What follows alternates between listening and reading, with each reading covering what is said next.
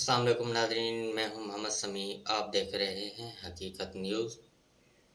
तो नाज़रीन, आज की इस वीडियो में हम बात करेंगे कि जो आज वाइट हाउस में डिनर में हमला करने वाले शख्स की शनाख्त जो हुई है, वो कौन शख्स है, उसने ये हमला क्यों किया।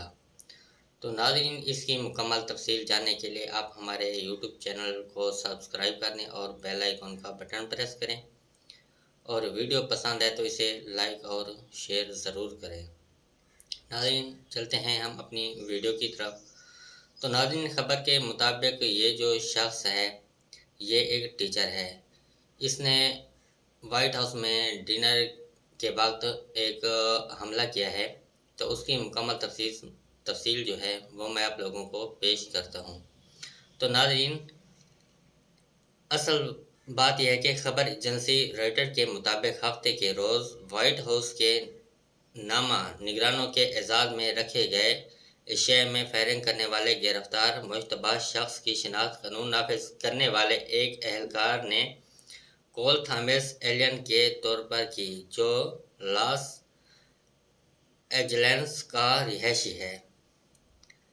उसके बाद नाज़रीन, सोशल मीडिया साइट्स के मुताबिक 31 साला कोल एक कलेक्टिव ग्रेजुएट है जो पार्ट टाइम टीचर और गेम डेवलपर के तौर पर काम करता है। तो नाज़रीन, ये जो शख्स है, ये एक जिसने हमला किया है वाइट हाउस में, तो ये एक डेवलपर गेमर है और ये जो है एक टीचर भी है और पार्ट टाइम जॉब करता है। मीडिया ब्रीफिंग में मेयर वाइटिंग ने बताया कि वाहिद मसला शख्स लाही में सीक्रेट सर्विस की बढ़ा सेक्रेट सर्विस के एक एहलकार ने इसे रोक दिया। तो नाज़रीन, ये जब हमला कर रहा था तो इसे सिक्योरिटी गार्ड ने रोक लिया। वाइटिंग के पुलिस चीफ का कहना है कि तफ्तीशकारों का ख्याल है कि मुश्तबा शख्स वेस्टर्निंग में हिल्टन होटल में मेहमान था, लेकिन ये बात अभी तक मालूम नहीं हो सकी कि मुश्तबा के शख्स ने हमला क्यों किया। मुश्तबा शख्स का हदफ कौन था, ये हकीकत का हिस्सा है या नहीं है, तो इसकी डिटेल मैं आप लोगों को शेयर करूंगा। उन्होंने कहा कि होटल की वीडियो फुटेज का जायज़ा लिया जाएगा कि हमलावर हथियार के साथ था या नहीं था, अंदर कैसे दाखिल हुआ।